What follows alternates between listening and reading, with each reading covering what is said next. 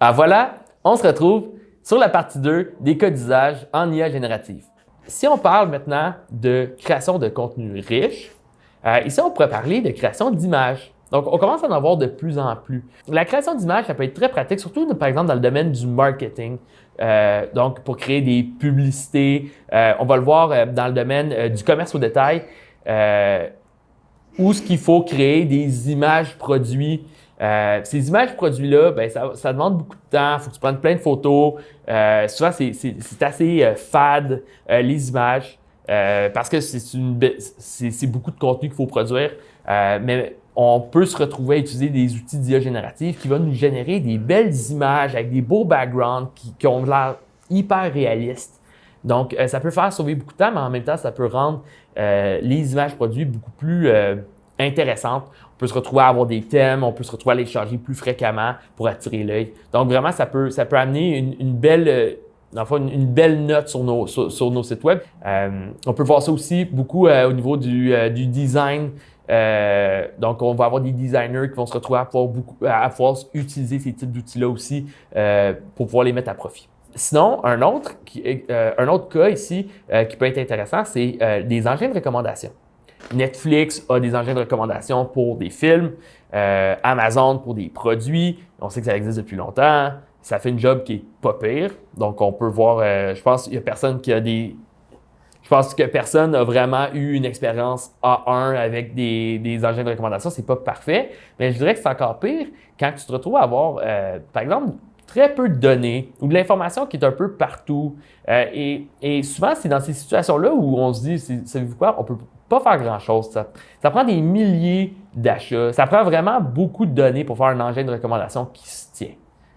Mais avec l'IA générative, on est capable ici de créer un engin de recommandation en se basant sur les tendances qui ont été identifiées sur le marché. Donc ici, on va se retrouver à avoir quelque chose de beaucoup plus robuste puis qui ne nécessite pas autant de données. Donc vraiment, ça, c'est une belle opportunité à investiguer si jamais vous avez un site web de contenu, si vous avez des articles, mais vous n'avez pas nécessairement toutes les données, mais vous voulez quand même bénéficier d'une certaine personnalisation de votre contenu. Et finalement, on garde le meilleur pour la fin. Ici, on va parler de recherche. Ça sonne pas si incroyable, là, parler de recherche. On parle de recherche depuis 1998, mais la recherche avec l'IA générative, on va à un autre niveau. Okay?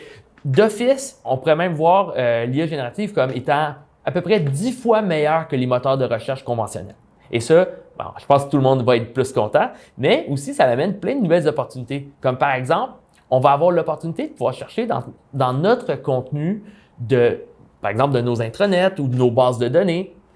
Et vous savez, un intranet, tout le monde en a, mais personne aime utiliser un intranet par défaut. C'est une des choses les plus fastidieuses à faire.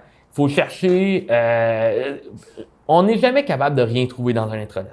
Mais maintenant, avec justement, on va appeler ça de la recherche sémantique, on va être capable de chercher, on va être meilleur pour chercher et en plus, on va pouvoir non seulement avoir nos résultats de recherche, mais on va même être capable de pouvoir générer une réponse. Donc, on n'est même pas obligé de lire un article de quelques pages, on va pouvoir avoir la réponse instantanément. Donc, ça va vraiment faciliter notre utilisation de nos intranets.